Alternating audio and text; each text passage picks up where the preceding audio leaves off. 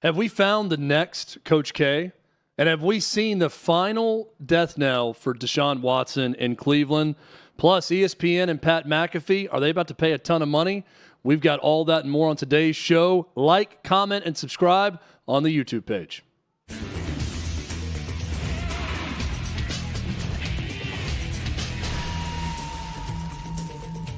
Welcome in. This is Hot Mike with Hutton and Withrow across the OutKick Network on a Wednesday. I'm Chad Withrow. Jonathan Hutton, he'll be back with us tomorrow. College basketball in full swing right now. Final Four, all set, ready to go. Duke is in the Final Four. That should be no surprise to no one out there who follows the sport. Duke is a blue blood for a reason. That reason is a man by the name of Mike Krzyzewski. We all know Coach K. We all know his greatness.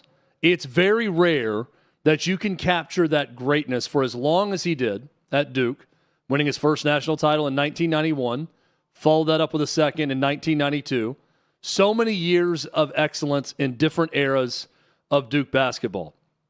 The harder thing to do, especially in college basketball, is to then take that excellence, hand it off to your successor, and continue at that pace and not have a big-time drop-off. John Wooden at UCLA.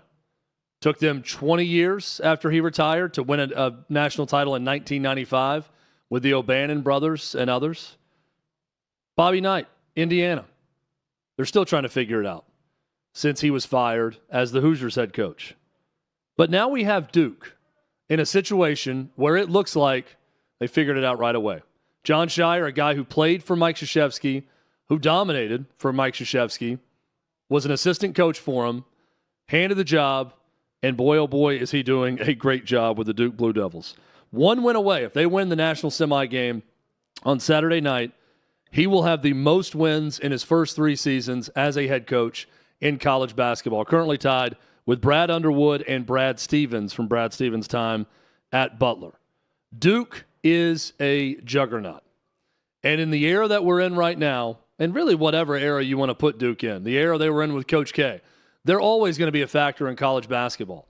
But with John Scheyer showing this ability to bring in Cooper Flagg, who has been excellent in his 1 year at Duke, and he will be gone after this year to be the number 1 overall pick in the NBA draft. Malawak, as a freshman, is going to be a top 5, top 10 pick.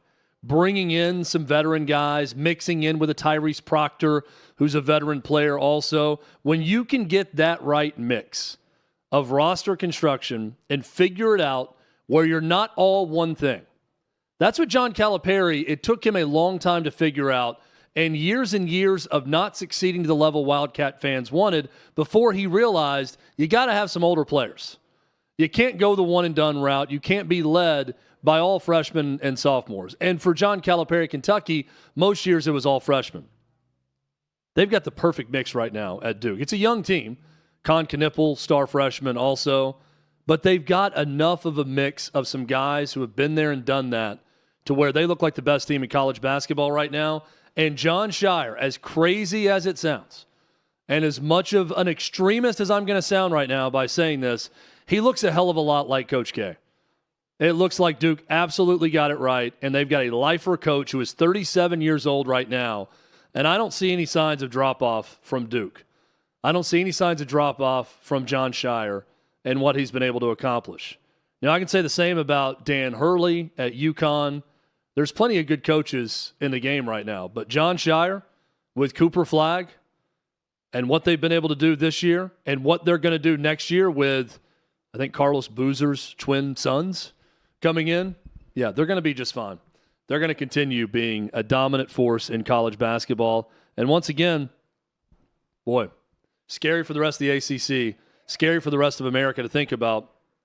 John Scheyer, who was trained under Mike Krzyzewski, certainly looks a lot like Mike Krzyzewski. Hell of a coach, hell of a job by Duke. Nothing but good things to say about him, that program, and as much as they're going to annoy the rest of America, they're going to get a lot of the guys they want. They have, and I think I'm quoting this right, they've had a top 2 recruiting class every year he's been there. They finished first or second in high school recruiting every year. They are going to get the top high school recruits. They're going to mix that in with a transfer or 2 or maybe 3 that are veteran guys Then they're going to have one or two guys coming back that played a little bit the year before that didn't go to the NBA draft like most of these freshmen will. And it's just going to continue to repeat itself and cycle through. And it's going to be fun to watch if you're a Duke fan. Speaking of history repeating itself and cycling through history of college basketball, look at the coaches right now that are continuing to win that at one point or another were doomed to fail based on cheating in college sports. All over college basketball. Hell, let's look at the Final Four right now. Kelvin Sampson at Houston, fired at Indiana for illegal phone calls. Some of this stuff sounds completely made up now when you think about what's permissible in college sports, that this was actually a thing that could get you fired. Kelvin Sampson, at one point in time, even though he was winning in Indiana, got fired because of NCAA violations surrounding illegal phone calls. And I'm not talking about the phone calls of Hugh Freeze variety to illegal sex operations. I'm talking about phone calls to recruits. That's how Kelvin Sampson got fired. Keep that in mind. Bruce Pearl. Hey, there's half of the Final Four right there. Bruce Pearl, when he was an assistant coach at Iowa, once, not illegally, unknowingly to the person he was recorded a recruit, Deion Thomas, who was getting paid by Illinois. He recorded secretly the phone conversation or the conversation with him where he admitted to getting paid by Illinois, and he turned that into the NCAA. He became a pariah in all of college sports. No one wanted to deal with him because he violated an unspoken, unwritten rule in college sports. Don't do that. Don't rat out your coaching brethren. Even if you don't like them, even if you feel like they're doing what's wrong and I'm doing what's right, you don't rat them out. For years, coaches have complained about other coaches breaking the rules or paying for players or whatever. But they don't name them. Don't name them by name because it's not what you did, especially back in that era. So Bruce Pearl becomes a pariah who has to work his way through Southern Indiana University in Division II to win a national championship there before getting a chance at Wisconsin, Milwaukee, and then eventually Tennessee. And all through that time, every coach, everyone around the sport said, this guy's a hypocrite. I don't trust him. I don't like him. He's doing some bullshit too. They believed it, and they were right. Because at Tennessee, he got in trouble for having again, this sounds made up when you think about what's allowed now, an illegal cookout at Tennessee. He grilled up some hot dogs and burgers at the wrong time because it was during a dead period. Or it was too early I don't even know. It's so foolish now, I can't even remember. But he knowingly broke the rules, and then he knowingly lied to the NCAA about it, which is the biggest sin you can commit. Because the NCAA, if they're anything, they're petty. They're petty as hell. And they will come after you if you lie to them or if you speak badly about them. I think the NCAA is trying to find out a way to come after me right now, probably, if they get a hold of this video. Don't care. I don't think they can. I hope not. I don't think they can get to me. I'm not involved with the NCAA in any ways. I'm not a coach. Bruce Pearl was at Tennessee until he got a big-time show cause because of that illegal barbecue and specifically for lying about it. But look at these guys now. Kelvin Sampson lands at Houston. He has built a juggernaut of a program that is a contender for a number one seed every year in the NCAA tournament, going to another Final Four, good chance to win the national title. Could be Duke's toughest competition in San Antonio. Bruce Pearl goes to Auburn after taking 5 years off. Second Final Four for Auburn basketball. Just incredible when you think about what he's accomplished at Auburn. And go down the list. It's not just those guys, right? We've got Sean Miller getting a second chance, named in the FBI investigation. He's now the head coach at Texas, was at Xavier. You've got Will Wade, who made a strong-ass offer at one point. FBI wiretap, caught him. LSU, eventually fired. Doesn't matter. Goes to McNeese, gets to back-to-back NCAA tournaments, upsets Clemson in the first round of this year's tournament, parlays that into the head coaching job at NC State. Rick Pitino, we don't have to go through the laundry list of issues that he had at Louisville, but Rick Pitino, cast aside, eventually lands at Iona, then takes the job at St. John's. And what do all of these guys continue to do? They continue to win over and over again wherever they are. I say all this not to say that everything they did at their prior stops was right or that they've been vindicated in any way. No, these are all guys who knowingly broke rules. And whether they want to claim, hey, everybody else was doing it or whatever, doesn't matter. They knew what they were doing was wrong. They knew they were trying to get away with something, and they got caught, and they got in trouble, and they lost jobs and all of that. But the common refrain from fans or other coaches back in the day was that these guys are only successful because they cheat. They are winning because they're paying players. They're winning because they're breaking the rules in some way or bending them in their favor. That's what everyone would have said about all these coaches. Let's just take a second and acknowledge the possibility that all these guys are just damn good coaches. And now in an era where everyone can quote-unquote cheat, as we once said, they're still winning. And they're winning at a higher clip or as high of a clip as anyone else. And it's not because they cheat. It's because, yeah, they cheated, and now everyone can cheat and pay players, but they're just damn good coaches and really good program builders. And that's probably the biggest part of what makes them successful. So, Rick Pitino, Kelvin Sampson, Bruce Pearl, Sean Miller, Will Wade, these dudes can coach, and they continue to prove that. Talked earlier in the tournament about all these older guys that were top 2 seeds in the tournament. Those guys aren't out of date. They're not out of step with the time. They're going to adapt, and they're going to win in whatever environment. And those guys have all figured out a way in the open transfer portal, NIL era to win at a high level. And I think they'll continue to do so. And I feel the same about the coaches that I just referenced. NFL news. Browns and Jimmy Haslam, finally, they've admitted what we all knew all along. Took them a little while to get there. They held out hope. They talked about Deshaun Watson in glowing terms. He is our franchise. We believe in Deshaun. He is our quarterback, and not so much anymore because Jimmy Haslam spoke yesterday to Cleveland.com, and here is what he had to say. This is from Mary Kay Cabot.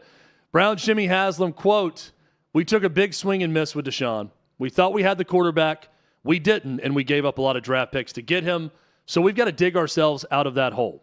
It was an entire organization decision, and it ends with D&I, so hold us accountable." That is as swift of a Band-Aid pull as you are going to see in one statement. It's a good statement by Jimmy Haslam. I got no fault with the statement because he's right.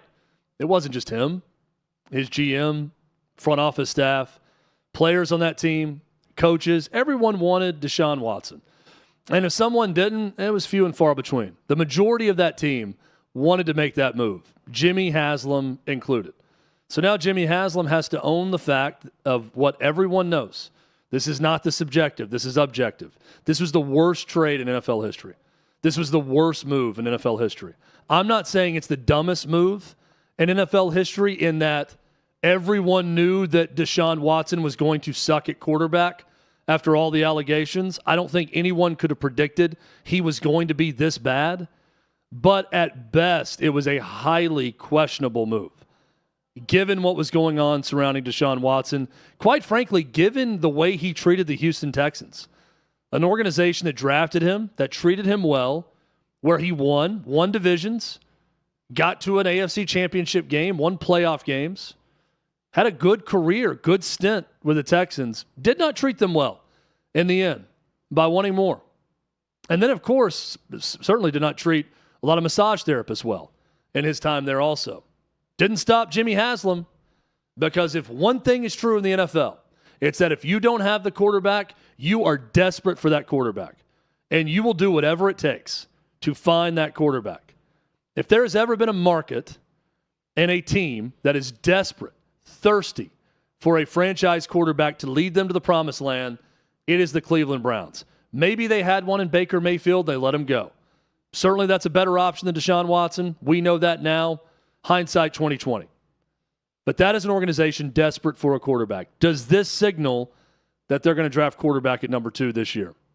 Because it is a team in desperation mode. And now their owner's admitting, yeah, we swung big, we missed big. This guy sucks. He's no longer our quarterback. I'm paraphrasing. And we got to find a new one.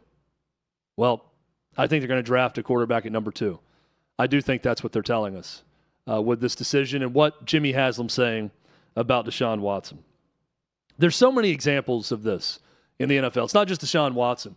And there's different levels of desperation. The Atlanta Falcons, they felt like they had a roster good enough to win the NFC South, to get into the playoffs, and they had a good enough supporting cast that if they had a competent quarterback, they could do that. So they went out and they overspent on their guy, my guy, Kirk Cousins from Minnesota. Had a good tenure in Minnesota, fell apart in the playoffs year after year. Gets there, gets hurt, looks bad, plays hurt. Also a cautionary tale about maybe not playing hurt at times, or at least having it out there that you are banged up in some way, because everyone thought that Kirk Cousins just sucked. It was in large part because of injury. He also sucked pretty bad last year. But they're desperate for the quarterback with the Falcons. Paid a lot of money, Kirk Cousins. Then, I don't know if it's buyer's remorse or just that tempting fruit that's out there, and if you can pick it off a tree, you're going to go grab it. They draft Michael Penix Jr. in the first round and shock everyone in the NFL with that move, because everyone assumed with the money, with everything they were, with the contract with Kirk Cousins, he was going to be their guy for a long time.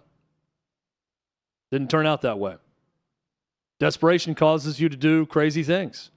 They were desperate for a quarterback. They overpaid for Kirk Cousins. They're desperate for a future quarterback. Maybe they overdrafted for Michael Penix Jr., considering their situation. Now Kirk Cousins is telling Arthur Blank he wants to go somewhere where he's going to be a starter, or at least have a chance to start. He is the named backup quarterback in Atlanta. No chance of starting. Michael Penix Jr. is their starter. Raheem Morris, the entire organization, they've made that very clear. So he wants out. He's not going to be asked to go to the OTAs, voluntary anyways, but he will be asked to be there for the start of the season, unless they can work something out where he can go to a team where he can start. He's got a no-trade clause. He can waive that for the right team where he's going to get a chance to start. But again, desperation calls for desperate measures. And we don't have that quarterback. You do anything in your power to get him. Browns, Falcons, two different examples, very different ends of the spectrum in terms of desperation. Desperation can cause you to do crazy things like, I don't know, trade away Luka Doncic. Well, that's what Nico Harrison did for the Dallas Mavericks.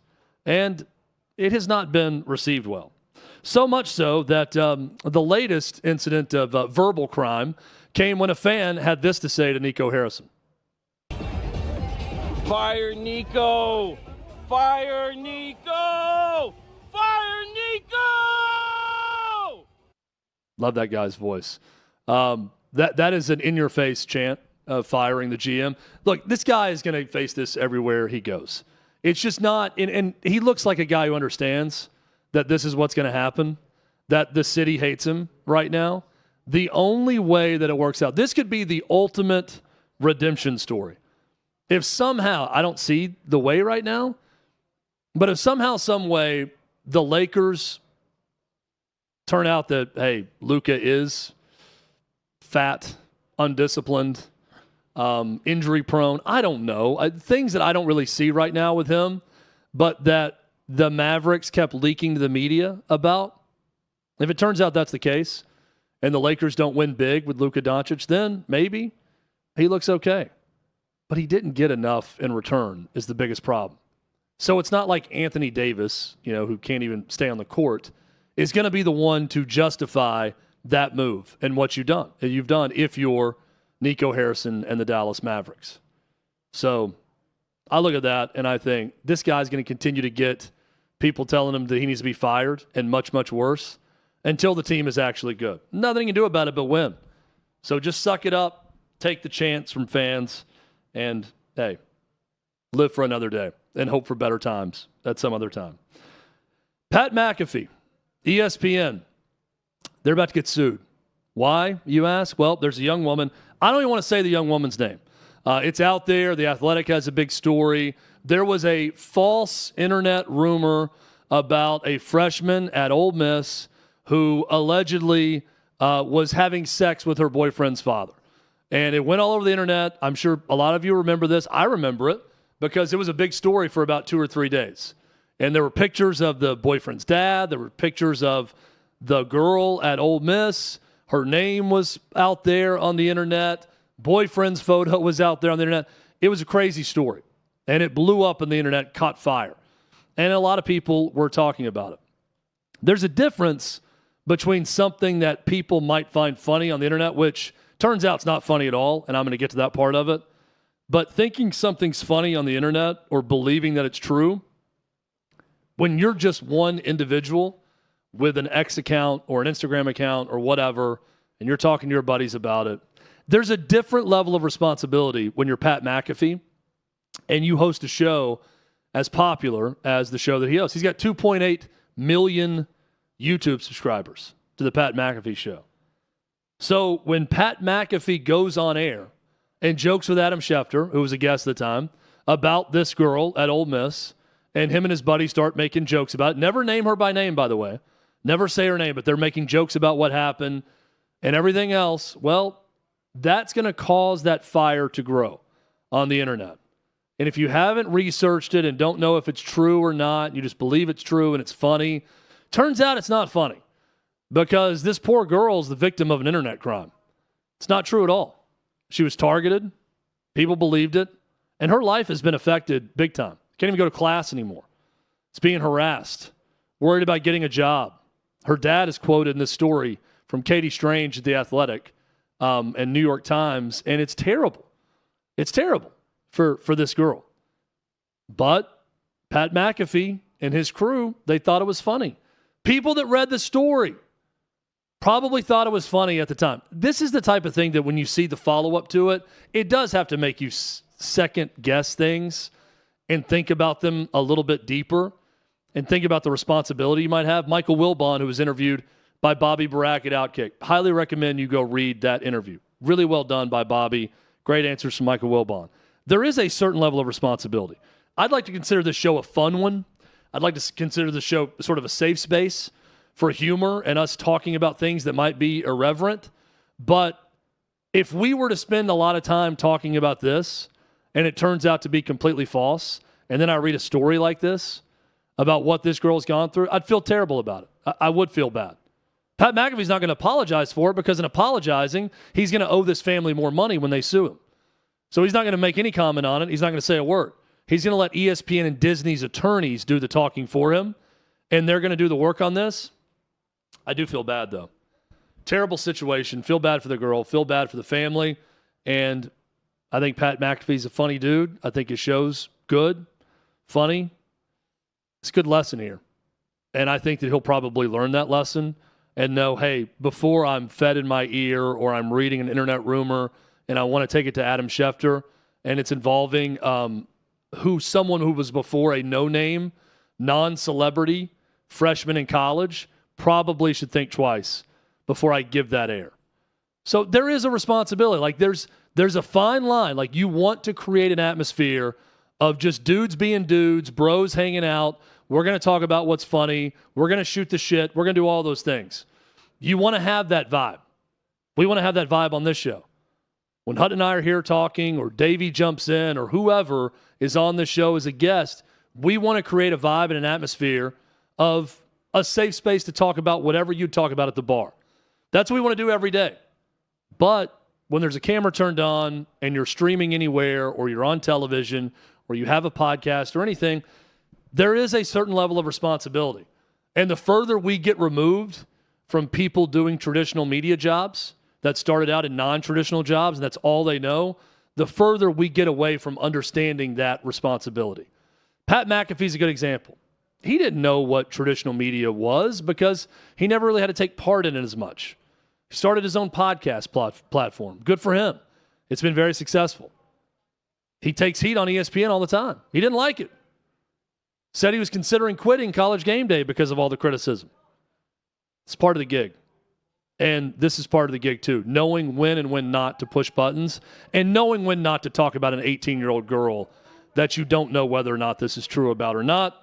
I think Pat McAfee will learn his lesson, but not before Disney's forced to pay probably a substantial amount of money to this family. Freddie Freeman, injured in a freak shower accident. I think everyone watching this right now or listening to this has done this before. To me, this is the scariest moment that you can have, just anything doing in your house, random day-to-day activity. That little slip in the shower. Your foot gets wet, you step out, you're not on the rug, or you step into the shower. That's the worst. Stepping into the shower for the first time, it's already wet, and you have that little slip where you feel like your Achilles might blow at any moment, like it's going to snap in half.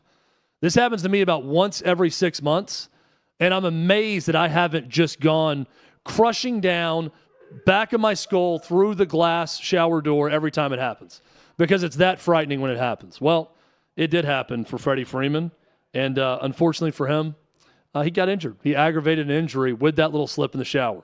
But this is a very commonplace thing. Everyone out there, you don't have to be a professional athlete to understand that feeling of slipping a little bit in the shower and knowing that this could be good riddance for me. This could be it. Well, Freddie Freeman knows that now. The Braves continue to get served up good news after good news. Not only are they 0-5, not only is Ronaldo Lopez on the 15-day DL, not only is Spencer Strider not going to be back for I don't know when. Sean Murphy, star catcher, he's going to have a start in Gwinnett. Well, great. Rehab start coming up. Ronald Acuna Jr., don't know when he's coming back either, sometime this year, coming off a torn ACL. Well, they spent $80 million in the offseason for Jurickson Profar of the San Diego Padres. And Jurickson Profar promptly does nothing in the first series against his old team, helping the Braves to an 0-4 start, and then follows that up with testing positive for multiple substances. You know it's bad when Major League Baseball is reporting multiple banned substances. So Profar and his people put out this, Chat GPT could have written the apology. I didn't knowingly put this stuff in my body. I'm a great teammate. People who know me know that I do things. Who cares? Dude, you let down your team. You're a bad teammate. You're a terrible teammate. You took $80 million from the Atlanta Braves, my team, to be a leadoff hitter and one of the leaders of this team. And during the offseason, you went back home to wherever, and you took whatever, and you got popped for a drug test, and now you're out for 80 games. And now my Atlanta Braves, who are 0-5, staring down the barrel of 0-7, will spend the next 3 months trying to climb out of the hole they built in March. It is April 1st, and my Braves are almost 4 games out of first place already, and they've yet to win a baseball game. This blows. Baseball season sucks already for me.